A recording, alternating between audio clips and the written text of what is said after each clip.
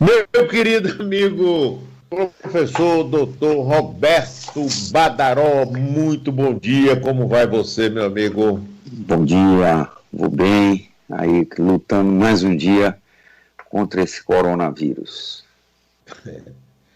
Pessoal aí parece que entrou as informações que eu tenho, Badaró, na esculhambação geral, né? Aproveitou o domingo, praia, shopping, não é só aqui na Bahia, não. Tudo quanto é lugar. Paredão, o povo tá achando que tá tudo bom, né? Mário, eu gostaria de retornar a um assunto que já está batido, mas que a gente ainda não aprendeu, né? A gente ainda não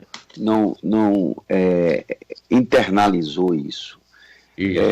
Tem um artigo muito interessante que saiu agora no Lancet, que é uma revista forte, que ele chama a atenção às lições que nós aprendemos com a China. Nós não podemos desconhecer que os chineses estão sendo culpados, as pessoas ficaram com raiva dos chineses, que foi culpa deles, eles esconderam a realidade, não falaram sobre a epidemia e causou a epidemia no mundo todo. As pessoas estão dizendo isso, mas se a gente lê a realidade, tudo é uma coisa é a opinião, a outra coisa é a ciência, né, Mário?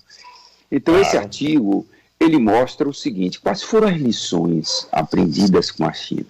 Então, vamos simples, um país de 1,4 bilhões de pessoas, hein? Que a doença começa em dezembro. Em janeiro, Mário, eles já tinham todas as informações sobre a doença publicada. Não é uma, não. Ele já tinha quem era o vírus, ele já tinha a epidemiologia da doença, ele já tinha a manifestação clínica toda, ele já tinha tudo. Olha que eu não sou favorável a chinês, não sou. Não sou pró-chinês, minha formação é dentro dos Estados Unidos. Mas eu não posso deixar de reconhecer que, assim como a coisa começou lá, eles rapidamente fizeram isso. Então, a primeira lição que eles fizeram foi definir e dizer como era a doença. Isso foi em janeiro. Olha, a doença começou em dezembro. Em janeiro ele já tinha o vírus, já tinha tudo. A segunda coisa que eles fizeram, um comprometimento financeiro de bilhões de dólares para pesquisa, mas com o envolvimento direto do governo, determinação do governo para que as medidas de controle fossem implementadas e com a participação completa da população. Então não adianta você dar um pouquinho de dinheiro, dizer assim, olha, o CNPq vai financiar mais pesquisa, e não é dinheiro, né? Um edital sai para 5 projetos, eles dão 2 milhões. Então, você não vai fazer nada comparado com bilhões que é necessário para investigar essa doença. Então, essa foi a segunda lição. Quando você bota o dinheiro, você bota o comprometimento do governo. O governo vai pegar os seus centros de pesquisas, seus centros de excelência, em vez de fazer edital, assim, o edital, aí leva 6 meses para o edital ser aprovado. Vamos dizer que ele antecipou mais um pouco, mas ainda assim, ele tem que pegar os centros de pesquisa deles, olha, está aqui o dinheiro, vocês façam e descubram. Os chineses já têm uma vacina, Mário. Já estão com uma vacina na mão, testando aí. Então, essa foi a segunda lição que foi aprendida.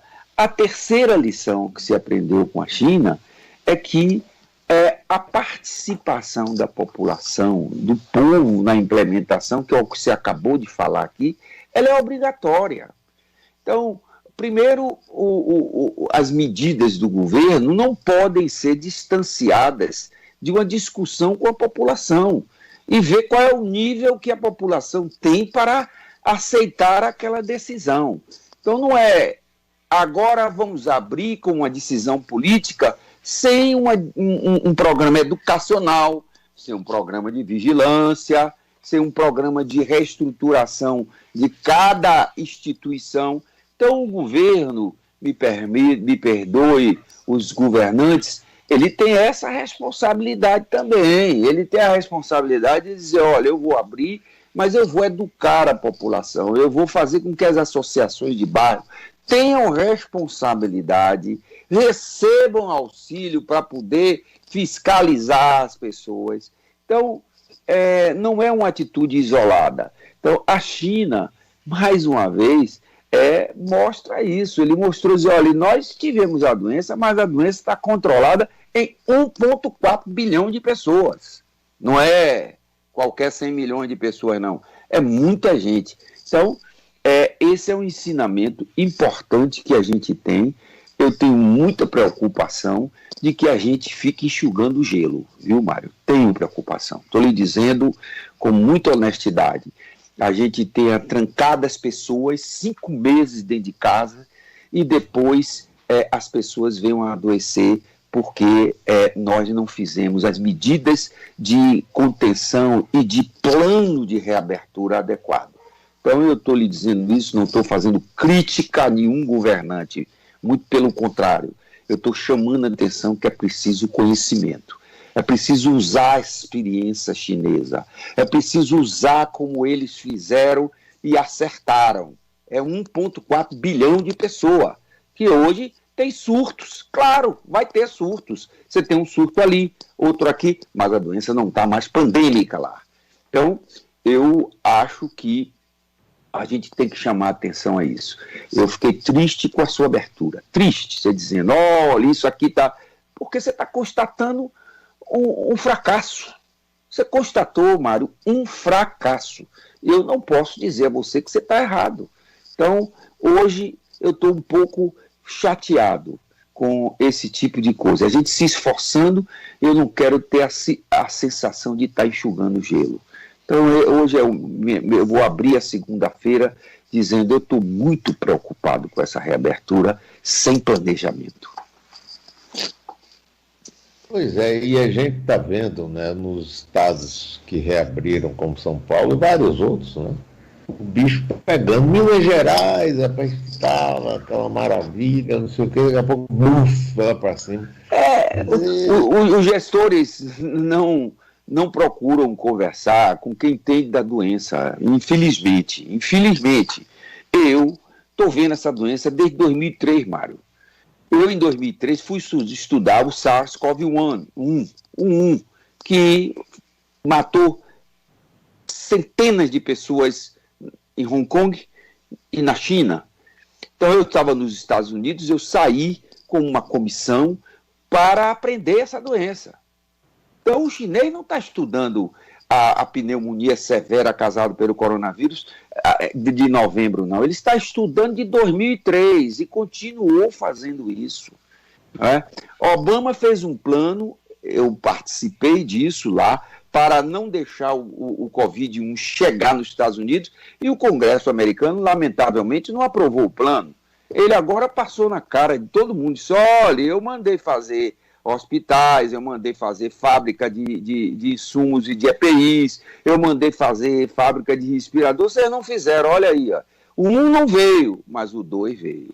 Então, as lições vão sendo aprendidas, e o chinês fez tudo isso, já está com uma vacina aí, os ingleses estão correndo com outra vacina. O entendimento completo da imunologia da doença, de como o vírus ataca as células, de como a gente responde a ele, cada grupo diferente, isso está tudo sabido. E quais as estratégias de fazer controle? Os gestores têm que conversar com quem sabe, não pode chegar assim não, porque um conhecimento não é simples, não é um conhecimento que você adquire do dia para a noite, nem 1 mês, nem 2, nem 3, é uma sequência de coisas. Então, aí fica hoje, todo mundo entende de coronavírus. Todo mundo. Já vai falando. Eu fico, às vezes, assim, sentado, as pessoas vêm me falando, mas doutor, olha, faz isso, eu fico assim, olhando, eu digo, oh, meu Deus do céu, eles não sabem o que fazem. Eu tenho que perdoar, porque conhecimento não vem do céu, não entra como o covírus na narina, né? Então, eu fico triste, porque não pode ter essa atitude pública de reabertura sem planejamento do novo normal. E o planejamento não é globalizado, ele é individualizado, os shoppings têm que ter um planejamento. O que serve para o shopping da Bahia não serve para o shopping Salvador. O que serve para a loja da farmácia, uma não serve para outra farmácia. É individualizado, porque cada instituição tem sua característica. Então, ou a gente para ouvir e fazer uma coisa programada para não pagar um preço maior, Mário. É um preço que vai ser muito mais triste do que estamos pagando agora. Mas vamos pergunta se você tiver. Vamos embora. Eu me acalmar um pouco. Diga. Que eu estou revoltado com isso. Aí, você se lembra quando começou essa pandemia e nós começamos a conversar todos os dias? Você, inclusive, me mandou o link para John Hopkins. Isso. Né? E a gente acompanhar o desenvolvimento do COVID. Dia a dia. Né? Pois é, você veja como mudou. Os dois países negativistas, Estados Unidos e Brasil, estão em primeiro e segundo lugar em infecção e número de mortes. Mário, em março, nós falamos aqui, mostrando aquele site, o Brasil estava em 20º lugar. Os Estados Unidos estava em 12º. Hoje é isso, porque esse diagnóstico que você fez é o negativismo, é a política do avestruz, né? Então não enterra a cabeça dentro do buraco, né? Então não ouço, não vejo, não falo e a doença caminha. Então eu acho que é necessário que os governantes façam uma reunião para entender da doença, olhar um pouco o que fez a China, o que fez 1,4 bilhões de pessoas para controlar a doença. A doença está controlada lá. Tem surtos? Tem. E se a gente vai ter aqui outra epidemia. Agora, Mário, lá no Hospital Espanhol, quando eu falo do Espanhol, as pessoas se zangam e vem bomba em cima de mim. No Hospital Espanhol, a maior demanda de paciente agora é do interior, não é do município de Salvador. 90% dos doentes que estão lá agora vêm do interior. Então significa que a epidemia passou, como eu fiz aquela previsão para você, eu disse, essa epidemia acaba no final de julho. Eu lhe disse isso aqui, você pode pegar seus programas aí que está aí. Ela vai passar no final de julho, mas vai ter surtos em outros locais. Então é uma onda, ela vai passando como um furacão passa, né? E vai fazendo. Então a gente tem que se planejar para não deixar retornar. E quando eu abro e ainda tem um contingente de mais de 60% das pessoas que não pegaram a doença aqui em Salvador, essas vão pegar. E aí nós vamos ter novo surto. Então é preciso planejar com seriedade, com ciência, com informação. Não pode planejar com sentar numa mesa pessoas que nunca viram nenhum doente, não sabem nem o que é. Aí senta lá e vai fazer isso. Não é assim não, Mário. Não é assim. Eu tenho no meu consultório, já estou chegando a quase 1.000 doentes lá. Não morreu um doente meu. Um sequer. Por quê? Porque eu venho fazendo, eu não venho inventando, eu estou fazendo o que fizeram. Eu olho para a China, não olho nem tanto para os Estados Unidos mais, eu estou olhando agora para a China.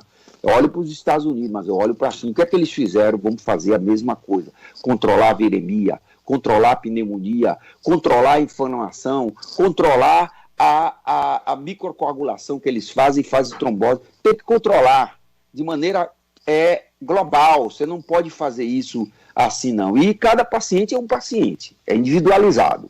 Um paciente manifesta de uma maneira, outro manifesta de outra. Então as pessoas ficam me perguntando, por que você diz isso? Porque eu estou procurando seguir, eu não estou inventando nada. Eu estou seguindo quem realmente pagou o maior preço, os chineses, e eu estou seguindo o que eles fazem, e com os americanos, que agora estão aprendendo. Então, a gente precisa, Mário, ter mais humildade às pessoas, e dizer, vamos ouvir, vamos sentar aqui, não vamos deixar abrir assim, não, de qualquer jeito. O americano abriu primeiro parques, porque queria evitar realmente a pressão das pessoas, que isso é ar livre. Depois ele abriu praias. A gente começa abrindo logo shopping. Aí tá difícil, Mário. Aí está difícil. Perguntas para doutor Badaró, meninas? Tem sim, tem pergunta aqui. Doutor Badaró, uma pessoa que teve coronavírus com 22 dias após o primeiro resultado, ainda corre risco de vida? Eu continuo com um pouco de falta de ar, mas não fui hospitalizado. Olha, como eu acabei de falar, e cada caso é um caso individualizado, a gente precisa julgar determinados parâmetros laboratoriais e imagem. A gente precisa julgar a questão de como está o pulmão dele. Então a gente tem que fazer tomografia para verificar se ainda tem lesão em atividade nova. A gente tem que olhar o laboratório. Tem determinados parâmetros em laboratório que indicam se a pessoa está piorando ou não. Você precisa ir para o seu médico e olhar isso. Não julgue por você, porque às vezes você está pensando que você está na primeira fase da doença ou na segunda, você já está caminhando para a terceira. E essa é pesada. A fase inflamatória, se você entrar nessa fase, ela é muito crítica. Ela é difícil de controlar e o médico pode parar ela, estabilizar ela, antes que caminhe para essa fase. Então, eu não posso lhe responder sobre a senhora, mas eu digo, quem tem sintomas e está com 3 semanas e permanece ainda, é melhor ver o médico correndo. Elismar diz, bom dia a todos. Doutor Badaró, me contaminei no mês passado, fiz exame e mostrou que me curei. Eu corro o risco de me recontaminar? Não, hoje a gente tem falado muito isso, eu falei já aqui, Mário, sobre a questão da imunidade. As pessoas focalizaram no anticorpo. Mas, doutor, eu não fiz o anticorpo. Eu tive corona, tive poucos sintomas e não tenho anticorpo. Significa que eu posso pegar de novo? Essa é uma pergunta frequente, Mário. Viu? Então, não. Tem aí já trabalhos muito elucidativos e claros que mostram que a gente tem uma resposta celular importante. Essa resposta celular ela é muito mais importante do que a resposta humoral. Um paralelo, com todo o cuidado que se tem que fazer num paralelo, essa doença se parece muito com a patogenia dessas doenças, se parece muito com a patogenia do HIV. O vírus do HIV, ele ataca a célula mais importante que nós temos da defesa, que é o linfócito chamado CD4, colaborador. E aí a gente fica fraco e começa a ter outras doenças. O processo inflamatório que o Covid faz no pulmão, deixa o pulmão também susceptível a uma série de infecção. Muitas vezes já não é mais o coronavírus, já é a infecção secundária, já é a infecção bacteriana que acaba matando o paciente. Então é preciso prestar atenção na imunidade. Então nem todo mundo que faz anticorpo, como no HIV, nem todo mundo que faz anticorpo, significa que está protegido. Ele tem que desenvolver a imunidade celular. Então ele não precisa ficar preocupado, porque também tem uma publicação científica clara mostrando que nós fazemos uma resposta celular eficaz, com células chamadas CD4 positiva, com células chamadas células de memória, que quando você tem novo contato com o vírus, essas células rapidamente controlam o vírus. Então a imunidade contra o coronavírus não depende só de anticorpo, não depende só de fazer o teste do IgG e do IgM, depende da imunidade celular, que a gente ainda não está com testes com facilidade disponível para isso. Então é preciso prestar atenção a isso. Não se preocupe se você teve Covid e está com anticorpo negativo. E tem um ouvinte, doutor Badaró, é verdade que o transporte público não é um dos grandes focos de contaminação? Fiquei assustada com essa informação.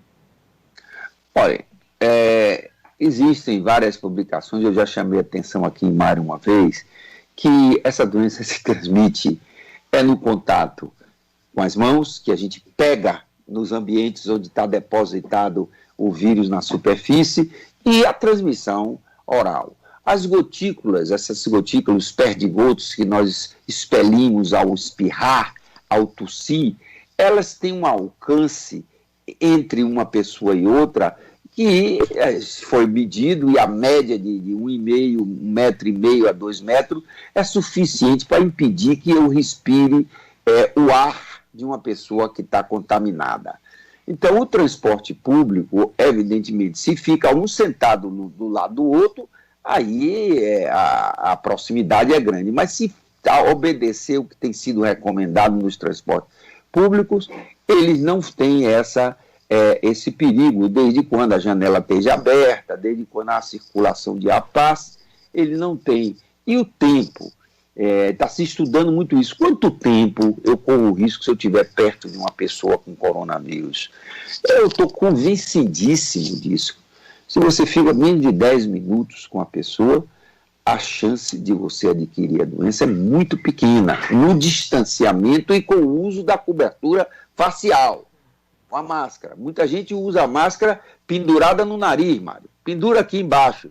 Quer dizer, porque a máscara causa um desconforto respiratório, é bom chamar a atenção disso. Causa mesmo. A gente não foi feito para ter máscara na cara. Então, ela causa. E a gente tem que tolerar isso. Se eu estou num ambiente público com alguém da flor de mim, eu tenho que deixar a máscara coberta mesmo. Aí diminui. Se fosse assim, se tivesse essa transmissão tão rápida, eu já tinha tido corona 20 vezes, não tive nenhuma ainda. Ou 20 não, 900, porque eu já tive 957 pacientes, eu tinha 957 vezes.